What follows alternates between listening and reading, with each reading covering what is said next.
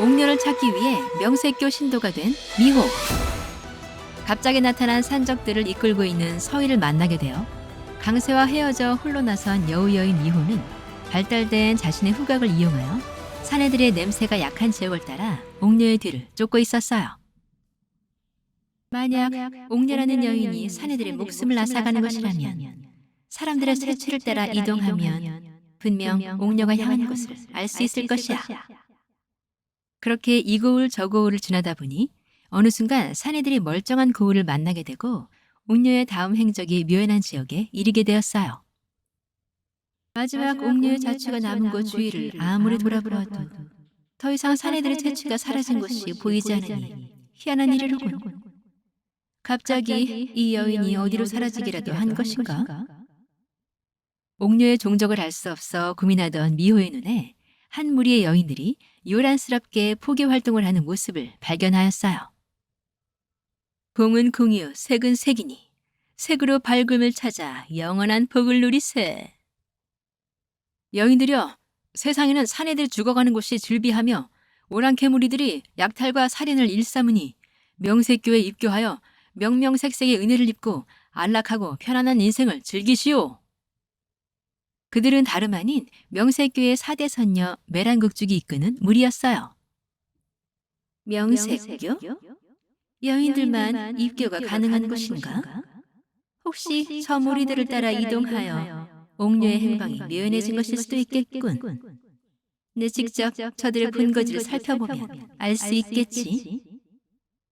미호는 명색교의 포섭단을 찾아가 입교 절차를 밟게 되었고 차례를 기다리던 미호가 국선의 앞에 자리하여 질문을 받았어요. 이름? 미호라고 합니다. 성은 무엇인가? 부가입니다. 교단에 헌납할 재산은 있는가? 없습니다. 잠시 대기. 미호의 입교 절차를 밟고 있던 국선은 미호가 헌납할 재산이 하나도 없다고 하자 입교 절차를 잠시 중단하고 그들의 우두머리 격인 매선과 조용히 의논을 하였어요. 언니, 또 빈털터리 신자가 입교를 하고자 하는데 저 여인을 어찌하면 좋겠어요? 우리 입교 법문에 재산이 없는 자는 입교가 불가하지만 저 여인의 외모가 나쁘지 않아 언니에게 묻는 것이오. 역시 무언가 색다른 매력을 품고 있는 여인이구나. 노 괴물의 눈에 들지도 모르겠군. 일단 입교시키거라. 미호는 간단한 절차를 거쳐 명색교의 입교 승인을 받게 되었고 인솔자를 따라 신입 신도들과 함께 명색교로 향하게 되었어요.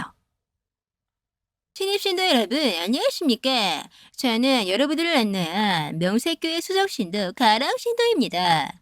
오늘은 특별히 제가 여러분을 인솔하기 위해 직접 이곳을 방문하였습니다. 자, 2열 횡대로 저를 따라 이동하시겠습니다. 가는 길이 매우 험난하오니 숲에서 길을 잃거나 굴러 떨어지는 일이 없도록 유의하셔야 할 것입니다. 제 말이 끝나면 다 같이 명명색색이라는 구호로 답하시면 되시겠습니다. 아시겠습니까? 명명색색. 명명색색. 미호도 다른 신도들과 함께 명명색색을 외치고 수석 신도의 뒤를 따라 이동하였어요. 매선은 신도들을 교단으로 보내고 국선을 비롯한 포섭단에게 이야기하였어요. 근자에 영입되는 신도들이 현저하게 줄어들고 있으니 이참에 아무래도 남쪽 지역까지 우리 교세를 확장하여야겠다. 교단에서 너무 멀어지는 것은 문제가 있지 않을까요, 언니? 아무래도 이동거리가 멀어지니 여러 가지 문제점이야 생길 테지만 남쪽에는 무슨 일인지 사내들이 돌연사를 하여 홀로 남은 여인들이 많아졌다고 하니 분명 입교하는 신도들을 더 늘릴 수 있을 것이다. 그렇다면 그곳에서 많은 신도들을 영입하고 함께 교단으로 들어가는 것도 나쁘지 않은 방법이겠네요. 나도 그리할 생각이다. 어서 서둘러 떠날 준비를 하거라.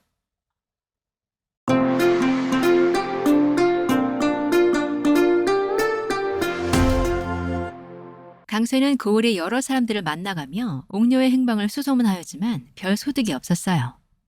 게다가 곁에 서희가 찰과머리처럼 붙어서 함께 다니니 자신의 뜻대로 행동하기가 수월하지 않았어요.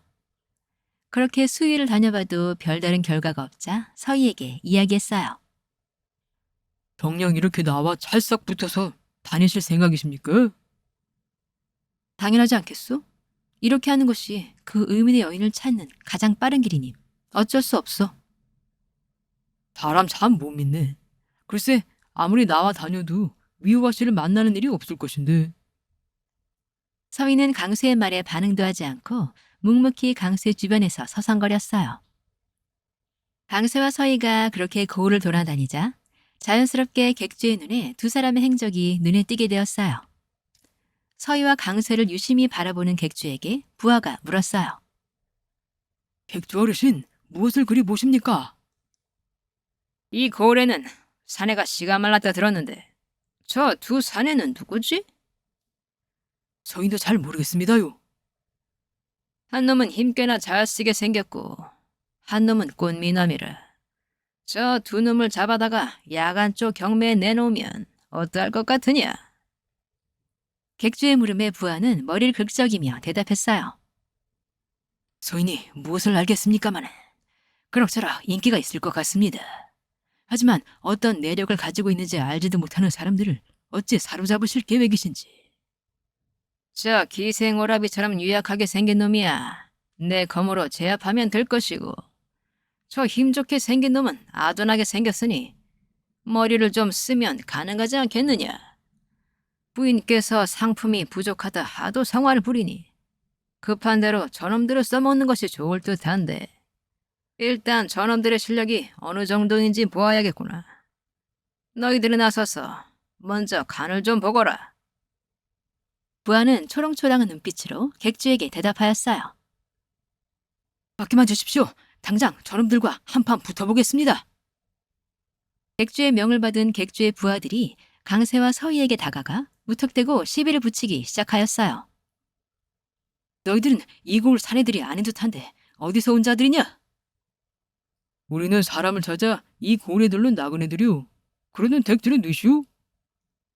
우리는 이 고을의 치안을 담당하는 자경단이다. 수상한 자들이 고을을 누비고 있다는 제보를 받고 너희들을 조사해보아야겠으니 순순히 우리를 따라 조사에 협조하거라. 고을의 자경단이라 주장하는 무리들이 눈앞에 나타나자 서희는 콧방귀를 끼며 대꾸하였어요. 자경단이라 하였소? 고을에 엄연히 관이 있고 나라에 법도가 있는 것이거늘 아무 근거도 없이 어찌 그대들이 마을의 치안을 담당한다는 말이오? 이 고을의 사내들이 씨가 마른 것을 모르고 하는 이야기더냐? 이런 위급한 시기에 마을의 평화를 유지하기 위해서 우리가 몸소 나선 것뿐이니라. 잔소리는 집어치우고 두항하거나 아니면 검을 들어라. 서희는 다짜고짜 자신들을 잡아가 조사하겠다는 무리를 보고 걱정스러운 눈빛으로 생각하였어요. 저런 근본도 없는 자들이 설치고 다니는 것을 보니 이 고을은 무법지대나 다름이 없군. 말로 해결할 수 있는 놈들이 아니니 내 검을 줄 수밖에 없겠어. 서희는 불만이 가득 찬 얼굴로 부하에게 따져 물었어요. 이보시오. 어찌 이 고을 사람이 아니라는 이유만으로 끌고 간다는 말이오? 조사할 것이 있으면 여기서 물어보시오. 이런 곳에서 대충 둘러대는 너희들의 말을 어찌 믿을 수가 있단 말이더냐. 어서 순순히 우리가 안내하는 대로 따르거라. 분위기가 안 좋은 쪽으로 흘러가자 환기시키려는 듯 강세가 나서서 말했어요. 에이, 정말 세상이 어찌 돌아가는 것인가? 사람들이 어찌 이리도 믿지를 못하고 험악하게 구는 것인지. 이분으로 말할 것 같으면 한양에 있는 서희가 급히 강세의 말을 끊으며 강세에게 이야기했어요. 잠깐, 말을 멈추시오. 우리의 신분을 굳이 저들에게 알려줄 필요는 없소. 말을 마친 서희가 검을 손에 쥐고 자세를 취했어요.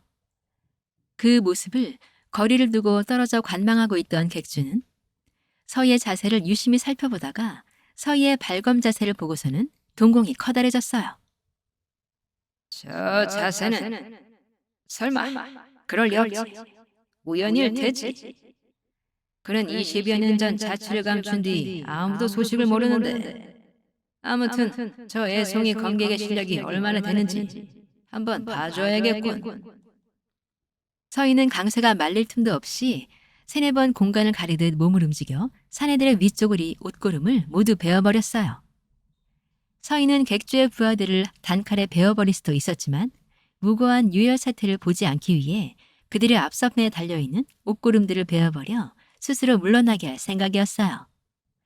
하지만 객주의 부하들은 서희의 검수를 보고도 그것을 깨닫지 못하고 오히려 거들먹거리며 으름장을 놓게 되었어요. 애송이놈이 어디서 잔재주를 부리는구나. 방심한 틈에 갑자기 공격을 하다니. 얘들아, 모두 한꺼번에 저놈에게 달려들어 본때를 보여주도록 하자. 그때 객주가 급히 나서서 부하들을 저지하였어요. 모두 손을 멈춰라. 서희에게 달려들기 위해 자세를 취하던 부하들은 객주의 명에 모두 자세를 거두게 되었고 객주는 서희를 바라보며 이야기하였어요. 검을 다루는 솜씨가 예사롭지 않소이다. 혹시 최시성을 가진 사람이 그대의 스승이요? 내 검수를 본 적이 있소이까? 하도 오래전이라 기억이 가물가물하지만 그 도법만큼은 도저히 내가 잊을 수가 없는지라. 이런 곳에서 다시 보게 될 줄이야. 서희는 대화가 통할 것 같은 사내가 등장하자 다시 자신들의 상황을 설명하고 사태를 마무리 짓고 싶었어요. 우리는 한양 사람들로 수상한 자들도 아니고 그저 잠시 고을에 들러 사람의 행방을 찾고 있을 뿐이니 여기서 물러가시오. 다시 한번 강세와 서희를 번갈아 보고는 객주가 대답하고는 유유히 부하들을 이끌고 자리를 떠났어요. 수상한 구석이 없다고는 할 수 없는 것 같고 오늘은 이쯤에서 돌아갈 것이나 또 만나게 될 일이 있을 것 같소이다, 젊은이. 강세는 서희가 검을 빼어들어 겨룬 것이 이해가 잘 되지 않았어요. 어찌 다짜고짜 검을 휘두르는 것이오? 그저 좋게 말로 해결하면 될 것을. 저자들이 오히려 수상한 구석이 많은 자들이요. 저자들을 따라갔다가는 어떤 봉변을 당할지 모르니 어쩔 수 없이 내 검을 뽑아 기선을 제압한 것이오. 그런 것이오? 나쁜 사람들 같지는 않던데. 그렇게 사리분별을 못하면서 어찌 어명을 받들어 조사를 하겠다는 것인지. 그대도 참 딱하오. 무슨 소리오? 내가 사리분별을 못하다니. 그쪽에 의심이 많은 것이오. 더 이상 강세와 논쟁하는 것은 의미가 없다고 생각한 서희가 이야기했어요. 알았소. 그만합시다. 서희와 강세를 남겨두고 거처로 돌아가는 길에 객주는 생각이 많아졌어요. 최엽이라. 그의 검수를 오늘 다시 다른 이에게서 보게 될 줄은 꿈에도 몰랐구나. 그렇다면 더더욱 저놈들을 사로잡아 노비로 만들어줘야겠군. 일이 점점 재미있어지겠구나. 서희의 부친이자 스승인 최엽과 객주 사이에는 무엇인가 알 수 없는 사연이 있었나 보네요. 강세와 서희를 사로잡는 일이 쉽지는 않을 텐데 객주의 머릿속에는 과연 어떤 꿍꿍이가 숨겨져 있을까요?